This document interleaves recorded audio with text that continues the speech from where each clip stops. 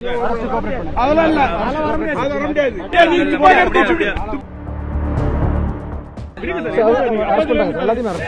Arrest?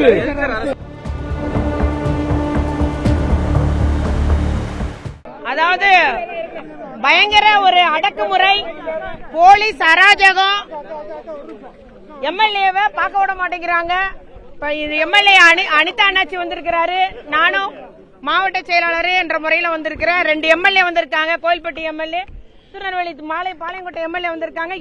4 வரை பார்க்க விடுங்கன்னா கூட 4 வரை பார்க்க விட மாட்டேங்காங்க. அப்ப அவர் என்ன நிலையில இருக்கான்னு தெரியல. காலையில கைது பண்ணி கொண்டு வந்ததுல இருந்து அவர் கையில போனை கொடுக்கல, அவனுடைய உதவியாளர் கூட பார்க்க விடல, வழக்கறிஞரை பார்க்க விடல.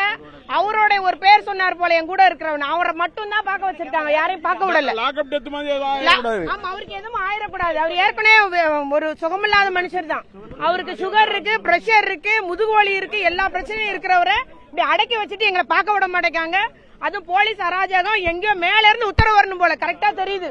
இவங்க எல்லாமே கையாளாதவங்களா இருக்காங்க. யாருமே முடிவெடுக்க முடியல இங்க. யாருமே அந்த எம்எல்ஏக்கு எந்த நோட்டீஸும் கொடுக்காம கொடுத்து கைது பண்ணணும். எஸ்பி பார்க்கனாலும் அனுமதிக்க மாட்டேங்காங்க. இப்படி ஒரு அராஜகம் ஜனநாயக காலில் போட்டு மிசிக்கப்படுகிறது. அதனால இது வன்மையா கண்டிக்கிறோம். மக்கள் தெரிஞ்சுக்கணும் எந்த அளவுக்கு ஆடுறாங்க இந்த ஆளுங்கட்சிக்காரங்கன்றத மக்கள் தெரிஞ்சுக்கணும். நீங்க பேசுங்க அண்ணா, நீங்க பேசுங்க. அவர் கோயில்பட்டியில பொதுக்கூட்டம் பேசினாரு. இதே இன்னைக்கு மந்திரியா இருக்கிற யாதவ் அர்ஜுனா பேசினாரு. முட்டாள் முதலமைச்சர் எங்க முதலமைச்சர் சொன்னாரு. அன்னைக்கு கைது பண்ணமா, அன்னைக்கு 42 பேரை இதாகி போய் இறந்து போன ஓடி வந்து திருச்சி விமானத்தில் ஏறினாங்க. அன்னைக்கு கைது பண்ணமா? இது சாதாரண ஒரு பேச்சுக்கு ஒரு நோட்டீஸும் கொடுக்காம விசாரிக்காம இன்னைக்கு வந்து எந்த முன்னறிவிப்பு இல்லாம 6 மணிக்கு போய் இது கைது செய்திருக்கான்னா இந்த இத என்ன நாடா இல்ல காடா? இது ரொம்ப நாள் ஓடாது. அதிகபட்சமானா 4 மாசம் இந்த ஆட்சி இருக்கும். அதுவரை தான் இந்த காவல்துறை ஆட முடியும். என்ன இடுப்பு பிடிச்சி இழுக்கிறாருன்னா அந்த காவல்துறை அவர் தான் என்னைய வந்து எம்எல்ஏ பதவி ராஜினாமா பண்ணுங்க, உங்களை வந்து நான் வந்து தாவாக்காவில் சேர்த்து எல்லாம் செய்யறேன்னு சொன்ன டிஎஸ்பி தான் இப்ப வந்து இடுப்பை பிடிச்சி இழுத்தது. அவரை பகிரங்கமா நான் கவர்னர் விசாரணை வரும்போது பகிரங்கமாக சொல்லுவேன். ஏன்னா அந்த டிஎஸ்பி தான். இன்னைக்கு குறிப்பா சொல்ல போனா என்னென்னலாம் நடந்துச்சு. 13 பேரை சுட்டு கொன்னாங்க. அந்த நேரம் அந்த வகையில இன்னைக்கு காவல்துறை அத்துமீறி வழக்கு போடல. மேல பாலிய வன்கொடுமை வழக்கு இருக்கு. இன்ன வரைக்கும் வழக்கு போடல, அவரை விசாரிக்கல, ஒண்ணுமே பண்ணல. அப்ப அவங்களுக்கு வந்தா ரத்தம், எங்களுக்கு வந்தா தக்காளி சட்னியா? தாவக்கான ஒண்ணும் செய்ய மாட்டாங்க. திமுக உடனே அரசு அடக்குமுறை, எங்களை முதல்ல அரெஸ்ட் பண்றேன்றாங்க. இன்னைக்கு எங்களை அரெஸ்ட் பண்றேன்னு சொல்லிட்டு இருக்காங்க இந்த காவல்துறை. நல்ல போலீஸ் அராஜகம் ஒழிக.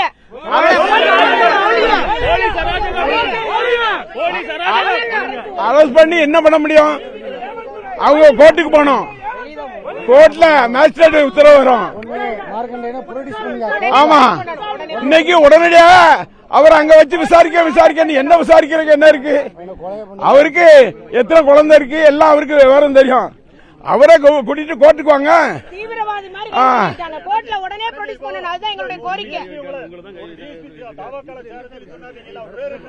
அவர் பாய் பேரு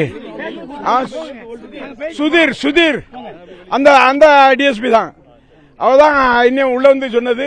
கூட ஒருத்தர் சபாரியை போட்டு வந்து சொன்னாரு. என்ன ஏடிஎஸ்பி எனக்கு சாப்பாடு தந்து உள்ள பேசிட்டு இருக்கும் போது என்ன வந்து மிரட்டுற பாணியில அவர் பேசினாரு. அமைச்சர் வன்னியரசு வந்து எல்லாருக்கும் எலும்பு இருக்கு அப்படின்ற மாதிரி ஒரு கருத்தை வந்து பதிவு பண்ணிருக்காரு. அது உண்மைதான். எலும்பு இருக்கதான் செய்யுது. இருக்குல்ல, ஒண்ணும் இல்ல. இவர் வழக்கு போட்டுக்கலாம், விசாரணை பண்ணலாம். ஸ்ரீவைகுண்டம் எம்எல்ஏ ஏன் கைது பண்ணல? நேத்து வந்து இந்த தூத்துக்குடியில தாவாக்க நிர்வாகிகள் அந்த பொருட்காட்சி அடிச்சு நொறுக்கிருக்காங்க, ஏன் கைது பண்ணல? அப்ப எங்களுக்கு மட்டும் ஒரு விதி, இவங்களுக்கு ஒரு விதின்னு இருக்குதா? சட்டம் இருக்குதா?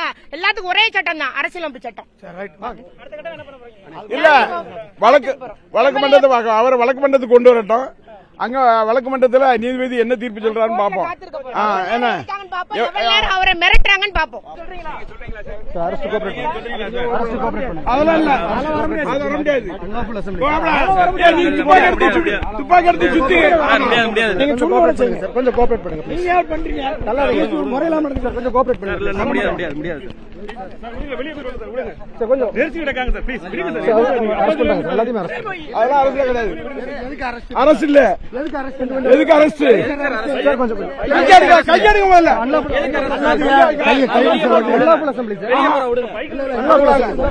எம்எல்ஏ அப்படிதான் பண்ண முடியாது.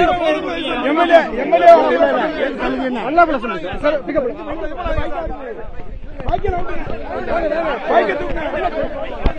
பைக் எடுத்துருங்க. தெரியுமா? கழட்டி போயிடுமா?